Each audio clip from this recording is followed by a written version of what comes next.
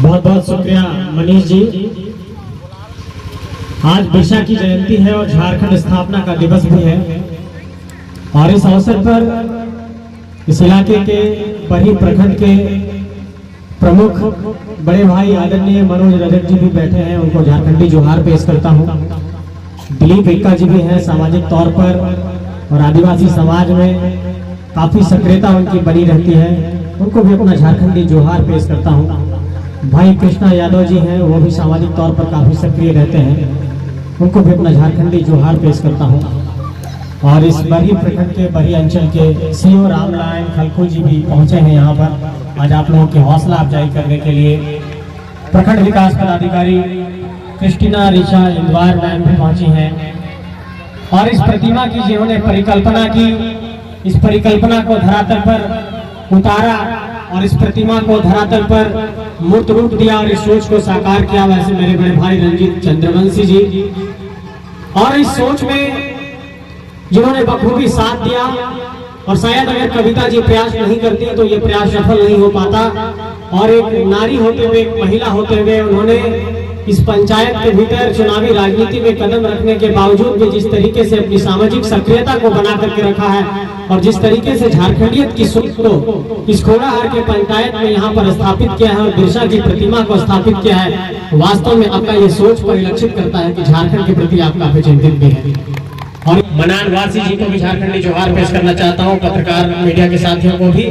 और तमाम हमारा जितना माय काकी सब है सबके भी जमे जमे जोहार को है, झारखंडी जोहार को है।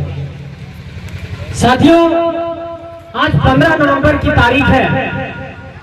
और बिरसा की जयंती हम लोग मना रहे हैं, झारखंड स्थापना का दिवस मना रहे हैं। लेकिन सोचिए कि इस देश के भीतर जब भी किसी प्रतीक की बात आती है, जब हम लोग ये जहन में लाते हैं कि क्या अहिंसा के सबसे बड़े प्रतीक अगर गांधी हैं, अगर एकता के सबसे बड़े प्रतीक सरदार पटेल हैं, न्याय के सबसे बड़े प्रतीक अंबेडकर हैं, के भीतर मैं कह रहा हूं सिर्फ देश के भीतर नहीं, अगर क्रांति का कोई सबसे बड़ा प्रतीक है तो वो बिरसा मुंडा है। और शायद यही कारण है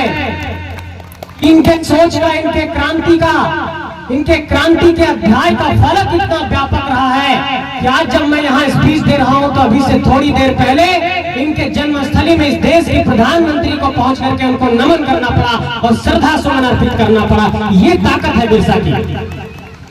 और इतना ही नहीं, अगर इस देश के प्रधानमंत्री को एक बहुत बड़े अभियान की शुरुआत करनी पड़ी और अभी से कुछ घंटों पहले उन्होंने आदिवासी जनजातीय महान न्याय अभियान की शुरुआत की है और इस बात की उन्होंने घोषणा की है कुछ घंटों पहले कि 24,000 करोड़ रुपया आदिवासियों के जन कल्याण पर खर्च किए जाएंगे। और बिरसा की धरती पर, उंगली हाथों पर, उनके जन्मस्थली पर आकर के ये घोषणा की गई और एक शानदार तस्वीर वहां पर दिखाई पड़ी कि इस राज्य के राज्यपाल, इस राज्य के मुख्यमंत्री, इस यहाँ से इस क्षेत्र से जो केंद्रीय शिक्षा राज्य मंत्री हैं और इस देश के प्रधानमंत्री सब एक मंच पर दिखते और आदिवासियों के लिए और बिरसा के लिए चर्चा करते हुए दिखाई पड़े, चिंतन करते हुए दिखाई पड़े। के लिहाजों में अगर प्रधानमंत्री जी को आना पड़ रहा है तो ये इनके क्रांति और ये इनके तीर धनुष की ताकत है, ये इनके लड़ने की ताकत है। आज यहाँ पर प्रधानमंत्री जी को पहुंचना पड़ा। चाहता हूँ आप सबके जीवन में और ये कहना चाहता हूँ कि बिरसा को हम मानते हैं, बिरसा को हम पूजते हैं, झारखंड स्थापना का दिवस हम मनाते हैं और झारखंड के अलग राज्य के आंदोलन का इतिहास को पढ़ते हैं। लेकिन जब झारखंड राज्य के आंदोलन के इतिहास के पन्नों को पढ़िएगा और जब आपको ये दिखाई पड़ेगा कि इस राज्य के भीतर कितने यातना हुई, कितने ब्रिटिश के जुल्म हुए। मैं याद करता हूं, अगर 1783 और में आप देखिए कि तिलका मांझ का आंदोलन शुरू हुआ था, 1832 के आसपास वीर बुद्धू भगत ने आंदोलन किया, 1850 में संथाल का हूल हुआ और सिद्धू कान्हू ने आंदोलन किया और चांद भैरव ने आंदोलन किया और आप जैसे फूलो जानो बहन ने वहां पर उस आंदोलन में साथ दिया। लेकिन जब 1855 के दौर के बाद आइए, 1875 से 1900 के दौर में आपको बिरसा का आंदोलन दिखाई पड़ेगा और आप सोचिए कि शख्सियत की ताकत जो सीओ साहब कह रहे थे कि इनके आंदोलन का यह परिणाम रहा कि अंग्रेजों को बार बार एक बात ये समझ में आ रही थी कि ये पहाड़ों पर जो आंदोलन चल रहा है, ये जो जमीनों को बचाने का आंदोलन चल रहा है, ये इनके आंदोलन का परिणाम था कि 1908 की ईस्वी में सीएनटी का कानून लाना पड़ा अंग्रेज को, और ये कानून बनाना पड़ा। माटी के आइकॉन को समझना होगा, उसके विचारों को समझना होगा, और जब तक इनके विचारों की प्रगाढ़ता को, जब तक इनके विचारों की प्रबलता को हम लोग अपने जेहन में उतार पाएंगे, जब तक नहीं समझ पाएंगे, तब तक ऐसे जयंती को मनाना, उन्हें माल्यार्पण करना एक पहलू तो रहेगा, लेकिन हम वैचारिक तौर पर उतने समृद्ध नहीं हो पाएंगे। इसलिए मैं ये कहना चाहता हूं कि अगर आज की तारीख में अगर झारखंड के भीतर अगर सबसे बड़ा बहस कोई मुद्दा है तो लगातार 17 करोड़ आदिवासियों की जो मांग है इस देश के भीतर, 17 करोड़ आदिवासी जो सरना धर्म कोड की मांग करते हैं, ये इनकी प्रेरणा से ही करते हैं, जो इनकी लड़ाई की प्रेरणा रही है। और मुझे लगता है कि आने वाले वक्त में कोई इस देश के भीतर बहुत बड़ी राजनीतिक सत्ता भी रहेगी तो यहाँ के आदिवासी समुदाय उससे टकराने को तैयार रहेंगे कि अगर हमारे बिरसा ने झारखंड में इतना बड़ा आंदोलन किया, अगर हमारे बिरसा ने झारखंड को संवारा है, बचाया है, झारखंड को दिया है, तो आखिर इस झारखंड के लिए हम लोगों को अपनी पहचान के लिए भी अगर लड़ना पड़े तो लड़ने में क्या दिक्कत है। लेकिन एक बात यह जोड़ना चाहता हूं कि 1912 में जब प्रेसिडेंसी से बिहार अलग हुआ, आपको याद होगा 1935 में उड़ीसा अलग हुआ, लेकिन आजादी के बाद आप गौर करिए 1948 को खरसावां का गोलीकांड हुआ, आप झारखंड में गौर करिए बुआ का गोलीकांड हुआ। ये तमाम पिछले दौर में जो गोलीकांड है और तमाम जो घटना है अंग्रेजों के बाद से 1900 की ईस्वी में। लेकिन मैं ये कहना चाहता हूँ कि उस बाद भी आप चीजें पर गौर करिए कि अंग्रेजों के काल से लेकर वर्तमान के काल तक आज भी झारखंडियों को लड़ना पड़ रहा है लगातार अपने हक अधिकारों के लिए। और कुछ दिनों पहले की ही बात है, आप लोग अपनी कुछ मांगों को लेकर बरही अनुमंडलीय कार्यालय तक पहुंचे थे। मैं ये बात इसलिए कहना चाह रहा हूँ कि इनके लड़ाई का अध्याय अब तक समाप्त नहीं हुआ है, इनकी लड़ाई अब तक जारी है। और मुझे लगता है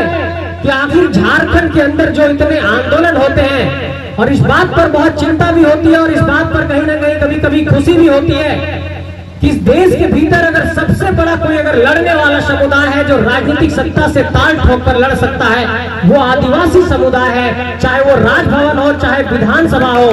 आप देखते होंगे कि अपने पारंपरिक हथियारों के साथ वो लोग राजभवन और विधानसभा को घेर देते हैं। ये ताकत, ये कुवत आदिवासियों के अलावा और किसी के भीतर नहीं है, और शायद ये बिरसा की प्रेरणा का परिणाम है कि आप किसी से भी लड़ने चले जाते हैं। मैं ये कहना चाहता हूँ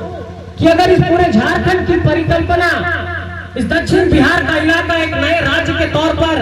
साकार होकर के हमारे बीच आया है, तो उन सपनों का, उन आकांक्षा का, उन परिकल्पनाओं का और जिस सोच के साथ ये झारखंड बना, उसके लिए अगर हम लोगों को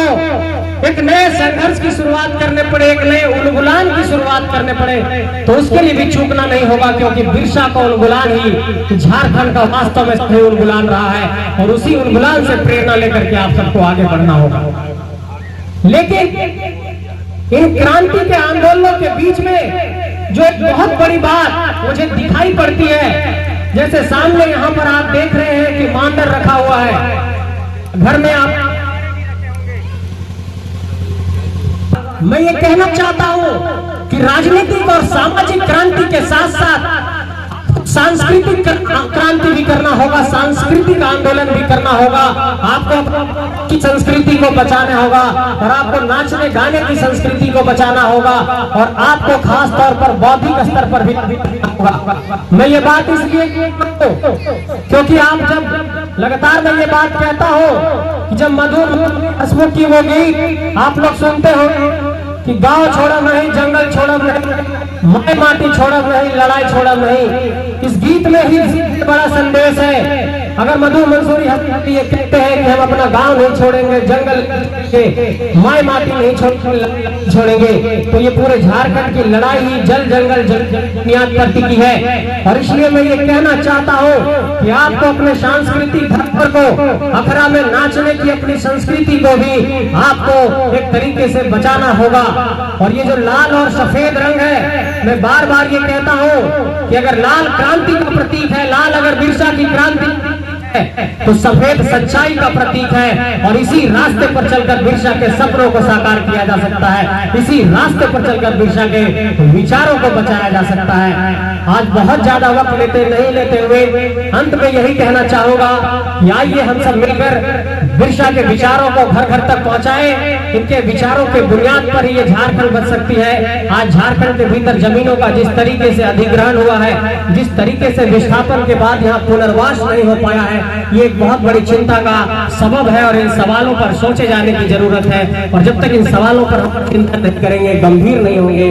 तब तक इस झारखंड बनने का संपूर्ण सपना साकार नहीं हो पाएगा। आप सबको बहुत बहुत आभार, बहुत बहुत जोहार, सबको शुक्रिया। झारखंडी जोहार।